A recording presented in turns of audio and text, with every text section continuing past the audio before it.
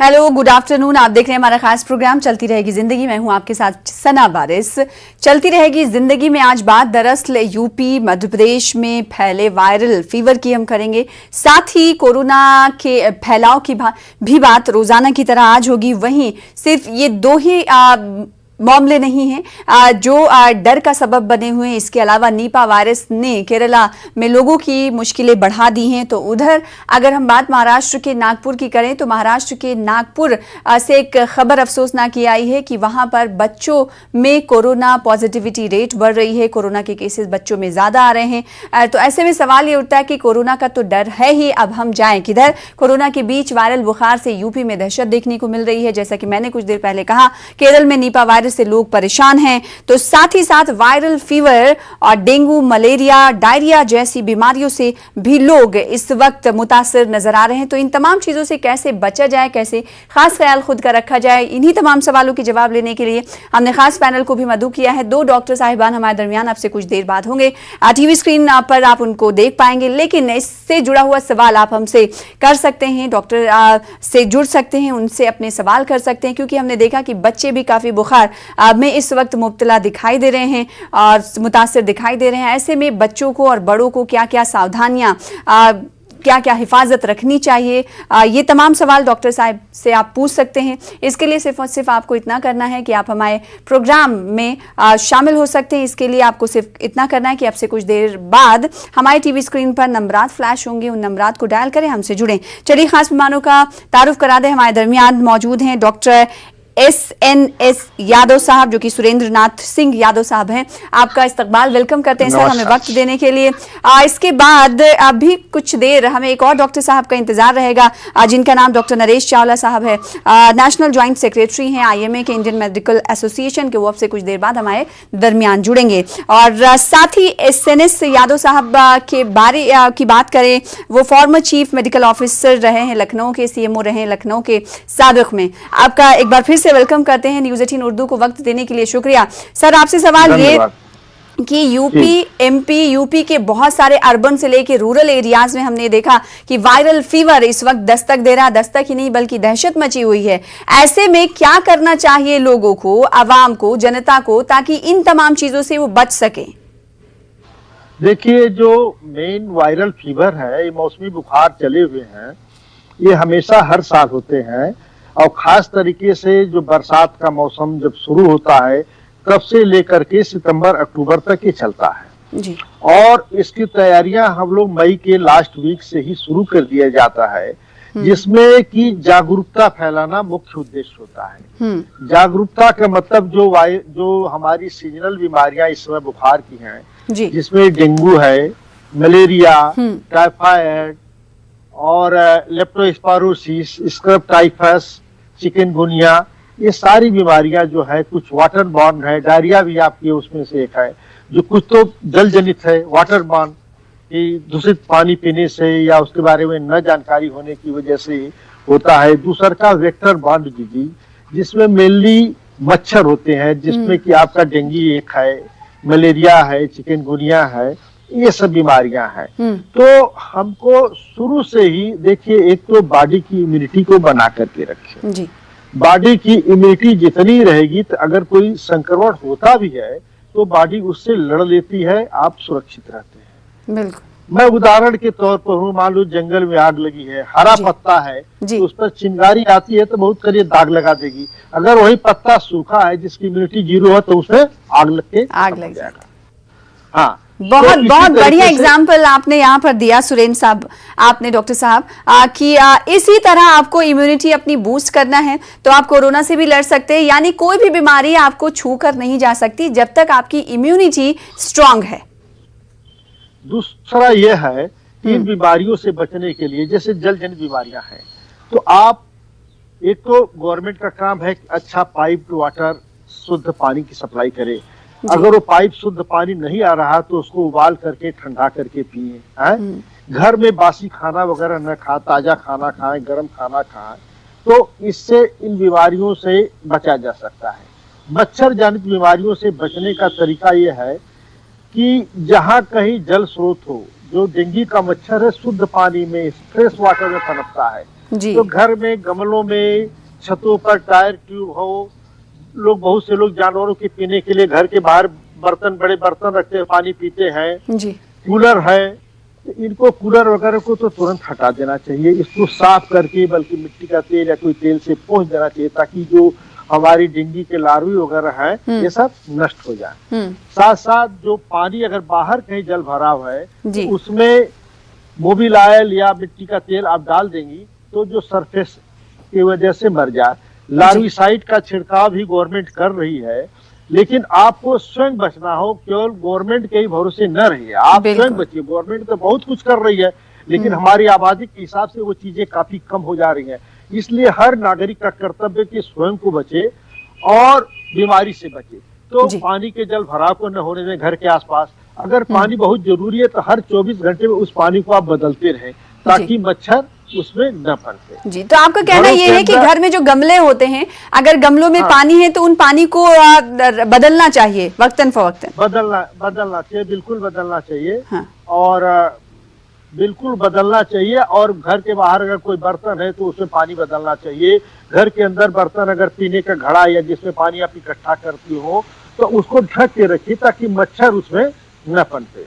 जी, तो इन तमाम चीजों का खास ख्याल रखना है जो व्यूवर्स इस वक्त देख रहे होंगे, क्योंकि हम ये देख रहे हैं कि यूपी के मुख्तलिफ इलाकों में इस वक्त वायरल फीवर जो है दिखाई दे रहा है, और वायरल फीवर से लोग परेशान हैं। बच्चों की अगर हम बात करें तो बच्चे तकरीबन इससे 100 मुतासिर हुए हैं, यानी 100 बच्चों की तकरीबन, या ज़्यादा भी उनकी तादाद हो सकती है, उनकी मौत हो चुकी है। ऐसे में वालिदैन को, पेरेंट्स को बच्चों का क्या कुछ ख्याल रखना है, ये भी जानना बहुत ज़रूरी हो जाता है। ये तो तमाम चीजें आपने बताई डॉक्टर साहब, आपने बताई कि ये इन तमाम चीजों का खास ख्याल रखना है, क्योंकि अगर छोटे बच्चे होते हैं तो वो बता भी नहीं पाते कि उनके साथ प्रॉब्लम क्या है, परेशानी क्या है। ऐसे में उनके पेरेंट्स क्या एहतियात बरतें, क्या सावधानी बरतें बच्चों की? देखो, बच्चों के फुल आस्तीन के कपड़े पहनावे, ताकि बॉडी का कम से कम हिस्सा एक्सपोज या खुला रह सके। पूरे आस्तीन के कमीज, पैंट, ये सब चीजें जब पहनाएंगी तभी वो सही रहेगा। और जो मच्छर, जो डेंगू का मच्छर खास तरीके से आजकल जो फैला हुआ है, ये ज्यादा से ज्यादा इसकी 100-200 मीटर की होती है, ज्यादा दूर जाता है, और 2 से 2.5 फीट की उड़ान होती है। तो अगर पैर ढका हुआ है, हाथ ढका हुआ है, तो चांसेस बाइट के कम रहते हैं, काटने के कम रहते हैं। साथ साथ घरों में मॉस्किटो रिपेलेंट रखिए, मॉस्किटो ना आने पावे। मच्छरदानी का इस्तेमाल करें। अगर घर में कोई डेंगू का मरीज है तो उसको मच्छरदानी का इस्तेमाल करें, और निकटतम स्वास्थ्य केंद्र पर जाकर के डेंगू है, मलेरिया है, चिकनगुनिया है, या इवन आजकल उसके लिए भी हम लोग कोरोना के लिए भी प्रचार प्रसार में लगी। जी, तो तमाम पेरेंट्स जो आज चलती रहेगी जिंदगी देख रहे होंगे, डॉक्टर सुरेंद्र साहब की बातें सुन रहे होंगे, जो कि लखनऊ के चीफ मेडिकल ऑफिसर CMO रह चुके हैं। उनका ये मानना है कि जब इस तरह की सीजनल बीमारियां सामने आती हैं तो इन बातों का खास ख्याल रखना चाहिए। बच्चे अगर आपके घर में हैं, वायरल फीवर से बच्चों को अगर आपको बचाना है तो उन्हें फुल कपड़े पहनाएं, ताकि मच्छरों का बाइट, यानी मच्छर उन्हें काट ना सके। इसके अलावा अगर क्योंकि पेरेंट्स हैं, बच्चे बता नहीं पाते, जैसा कि मैंने कुछ देर पहले कहा, डॉक्टर साहब आपने भी इस बात को दोहराया। ऐसे में अगर थोड़ी सी हालत बच्चे की खराब लगती है तो पेरेंट्स कई ऐसे होते हैं कि वो सोच रहे होते हैं कि अभी रात में थोड़ी छोटी मोटी दवाएं उसको दे दें, वो ठीक हो जाएंगे, इसलिए वो अस्पताल का रुख नहीं करते हैं। तो ऐसे लोगों के लिए आप क्या कहना चाहेंगे? अगर बच्चों की सेहत में थोड़ा सा भी बदलाव आता है तो उन्हें क्या करना चाहिए? देखिए, थोड़ा सा भी बदलाव आता है तो आप निकटतम स्वास्थ्य केंद्र पर जानकारी जाइए, और कई टोल फ्री नंबर आ गए हैं जो कि स्वास्थ्य महानिदेशालय से लेकर के मुख्य चिकित्सा अधिकारी कार्यालय तक है। वहां से मदद लीजिए और उसका बच्चे का समुचित जांच और इलाज करवाइए तत्काल। इलाज में देरी नहीं होना चाहिए। इस बीमारी में जो आजकल की जो सीजनल बीमारियां हैं, इसमें जागरूकता ही बचाव है।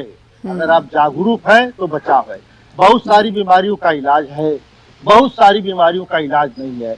जैसे डेंगू का ही हम लोग जो इलाज करते हैं, सिम्टोमेटिक इलाज करते हैं, कोई इसकी स्पेसिफिक वैक्सीन नहीं है। इसी तरीके से वैक्सीन आ गई हमारी जापानी एनकेफेलाइटिस की, काफी हद तक कंट्रोल कर लिया गया वैक्सीनेशन के द्वारा, और वो भी जापानी एनकेफेलाइटिस भी वेक्टर बॉर्न बीमारी है, वो भी मच्छर से या पानी से ही फैलती है। जिसको एक्यूट इंकेफेलिटिक सिंड्रोम कहते हैं, उसमें बहुत तेज बुखार आता है, झटका होता है और मरीज बेहोश हो जाता है और काफी मार्टलिटी भी होती है। तो उसकी तो वैक्सीन आ गई। तो वैक्सीन जो एरिया हमारी है जी, इसकी क्या नाम है, इंसेफ्लाइटिस वाली जो जिले प्रभावित जिले हैं उन लोगों को तुरंत इंसेफ्लाइटिस का टीका बच्चों को लगवाना चाहिए, 14 साल तक के बच्चों को। और मच्छर और साफ सफाई बहुत ही जरूरी है, हाइजीन पर विशेष ध्यान दें जी। चूंकि ये सीजनल बीमारी है, हर साल आती है, जैसा कि आपने कुछ देर पहले जिक्र किया, लेकिन ये ऐसे वक्त में हमारे सामने है क्योंकि कोरोना भी चल रहा है। एक डॉक्टर होने के नाते आपको क्या लगता है कि ये सीजनल बीमारियां और दूसरी तरफ कोरोना पैंडेमिक, कोरोना वबा, कोरोना वायरस कितना बड़ा चैलेंज हो जाता है स्वास्थ्य महकमे के लिए? डेफिनेटली स्वास्थ्य महकमे के लिए चैलेंज है और साथ साथ हमारे अन्य महकमे जैसे नगर विकास है, सब कुछ है, नगर विकास है, सब कुछ है, तो उसमें सब को ध्यान देना चाहिए। सारे विभाग इसमें, टेलीफोन है, पीडब्ल्यूडी है, नगर विकास है, कि अपनी सड़कें सही रखें, टेलीफोन वाले जहाँ कहीं खुदाई करें उसको तुरंत भर दे, पानी न रुकने पाए। साथ साथ साफ सफाई, नगर विकास बराबर फॉगिंग करवावे और एंटी लार्वल का छिड़काव स्वास्थ्य विभाग करवावे।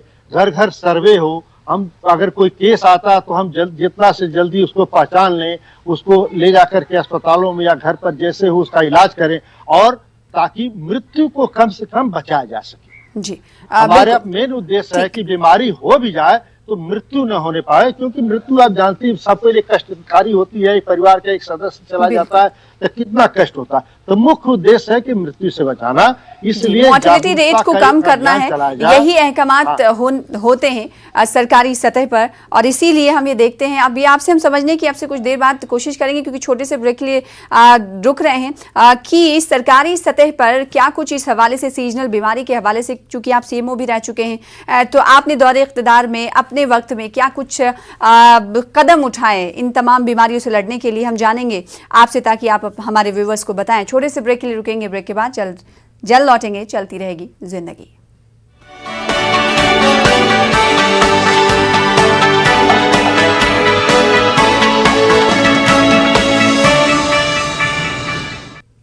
Welcome back. आप देख रहे हैं हमारा खास प्रोग्राम चलती रहेगी जिंदगी। इस प्रोग्राम का हिस्सा आप भी बन सकते हैं। अगर आपको कुछ सवाल करना है तो हमारे डॉक्टरों से जुड़ सकते हैं। वायरल बीमारी के हवाले से कई सवाल आपके जहन में होंगे तो हमसे जुड़ सकते हैं, कर सकते हैं, क्योंकि डॉक्टर साहिबान हमारे दरमियान मौजूद हैं। एक और डॉक्टर साहब हमारे दरमियान मौजूद हैं, डॉक्टर नरेश चावला साहब, जो कि नेशनल ज्वाइंट सेक्रेटरी हैं इंडियन मेडिकल एसोसिएशन के। आपका वेलकम करते हैं सर हमारे साथ जुड़ने के लिए, हालांकि आप थोड़ी ताखिर से जुड़े। आपसे मैं सवाल करना चाहूँगी, चूँकि हम ये बात कर रहे हैं कि वायरल बीमारियाँ इस वक्त बहुत शबाब पर हैं। यूपी से लेकर मध्य प्रदेश, केरल में निपा वायरस के कई केसेस हैं, तो उधर नागपुर में बच्चों में पॉजिटिविटी रेट कोरोना के बढ़ रहे हैं। ये तमाम चीज़ें आप जब देख रहे हैं तो आपको क्या लगता है कि हर तरफ से इंसान जो है घिरता जा रहा है, इससे निकलने के लिए क्या करना होगा? देखिए, इसमें कोई शक नहीं है कि हर साल जब मानसून आता है तो ये बीमारियां, चाहे वायरल फ्लू हो, चाहे डेंगू हो, मलेरिया हो, चिकनगुनिया हो, और इसके अलावा जो खाने पीने से कनेक्टेड बीमारियां हैं, जो कि कॉलरा है, टाइफॉइड है, हेपेटाइटिस बी है, हेपेटाइटिस ए है, ये हमेशा होती आई हैं। क्योंकि हम पिछले 1 साल में हमने कोविड-19 से इतना सफ़र किया है कि अब हमारी बर्दाश्त की क्षमता बहुत कम हो चुकी है। एक तरफ हमारे ऊपर मंडरा रहा है कोविड-19 की तीसरी लहर का डर या कहर, पता नहीं आएगी कि नहीं आएगी। उसके ऊपर से ये बीमारियां, इवन दिल्ली में भी हम डेंगू के केसेस ज़्यादा देख रहे हैं, यूपी में सुना है कुछ बच्चों की डेथ्स भी हुई हैं। तो मैं इतना ही कहूँगा कि हमें चौकन्ना रहना पड़ेगा, प्रशासन को भी, म्यूनिसिपैलिटी को भी और आम जन को भी। जो ये बीमारियां हैं, डेंगू, ये ज़्यादातर ये मच्छरों से होती हैं। तो देखिएगा, in fact we have to be more सर्कमस्क्रिप्ट।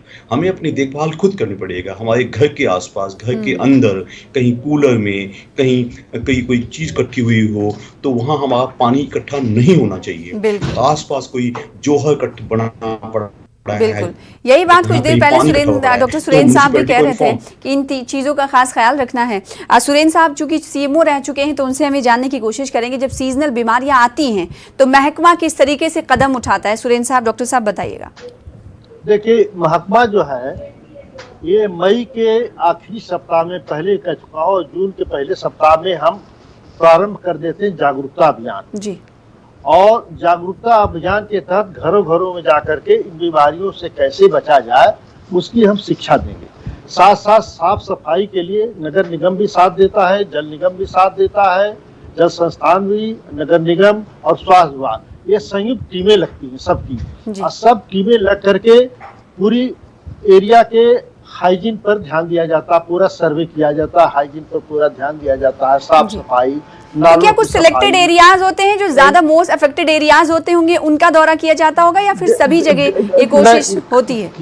किया तो सभी का जाता, लेकिन जो अनप्लान्ड अर्बनाइजेशन हो रहा है, जो शहरों में अनप्लान्ड, बिना नक्शा पास किए, बिना नालियां बनाए, बिना घर बन रहे हैं, अनप्लान्ड अर्बनाइजेशन या न्यूली डेवलप्ड कॉलोनी में डेंगू के केसेस ज्यादा मिलते हैं। पहले यह केवल अर्बन की बीमारी मानी जाती थी, अब इसका स्प्रेड रूरल एरिया में भी हो चुका है।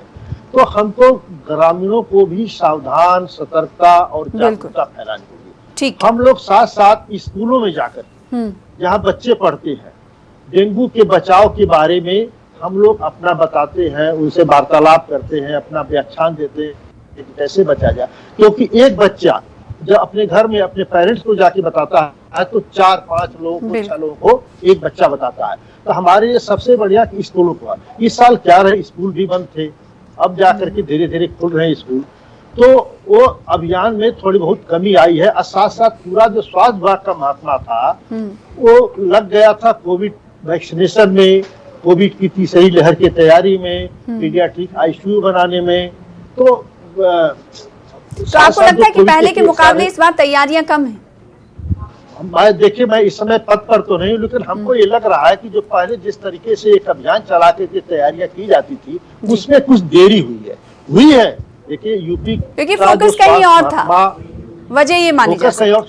स्वास्थ्य महकमा बहुत ही, हमारा इंफ्रास्ट्रक्चर स्ट्रांग है, हमारी 500 पर एक आशाएं हैं, 5000 पर एक एएनएम है, साथ 30,000 पर प्राथमिक स्वास्थ्य केंद्र है, CSC है।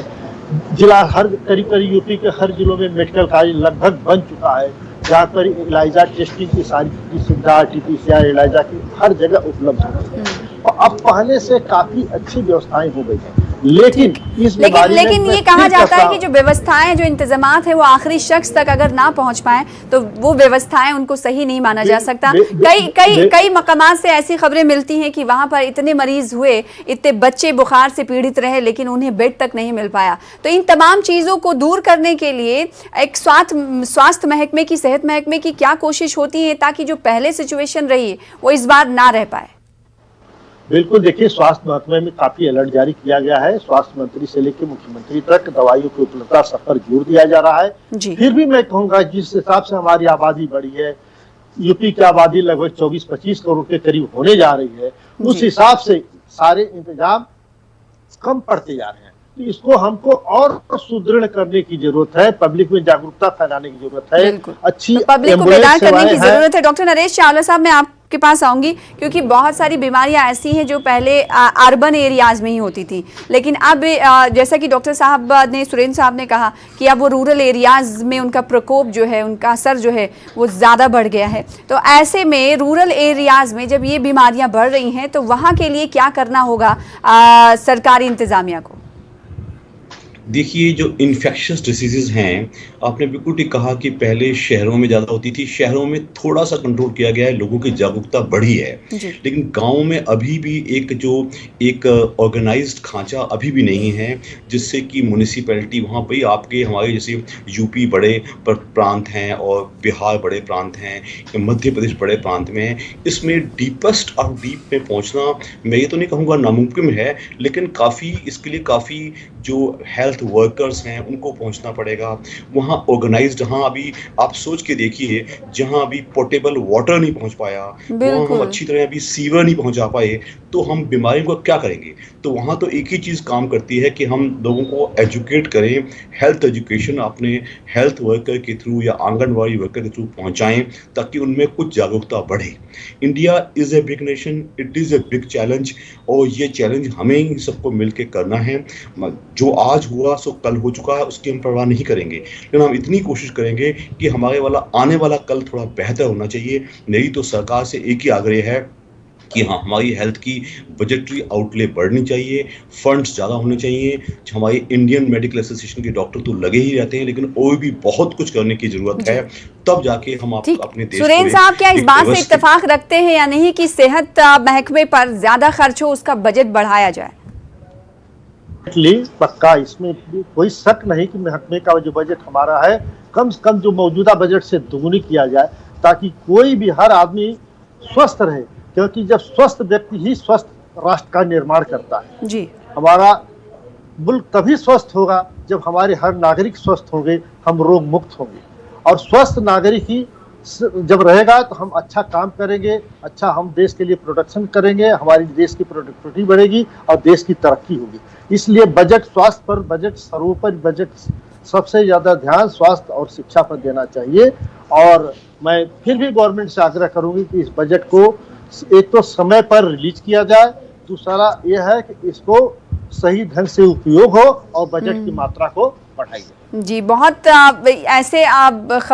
ऐसी खबरें देखने को मिलती हैं कि देरी हो जाती है महकमे की तरफ से, तो इसकी कहीं ना कहीं वजह ये हो सकती है कि फंड्स के रिलीज होने में ही देरी की जाती है, फिर उसको अमल में लाया जाना कितना देर होगा, इससे आप समझ सकते हैं। डॉक्टर नरेश साहब, मैं आपके पास आऊँ, चूँकि रूरल एरियाज़ की भी हम बात कर रहे हैं, तो जो गांव देहात हैं, अभी कानपुर की खबर ये आई कि कानपुर के 2 गांव में एक मेडिकल टीम पहुंची, तो वहां पर बुखार के कम से कम 700 से ज़्यादा मरीज़ मिले। तो क्या बुखार के मरीज़ों को या फिर दिगर ऐसी इन्फेक्शियस डिजीज़ को जानने के लिए हर गाँव में जो मुतासरा गाँव हैं वहाँ का दौरा करना चाहिए, ये वक्त है?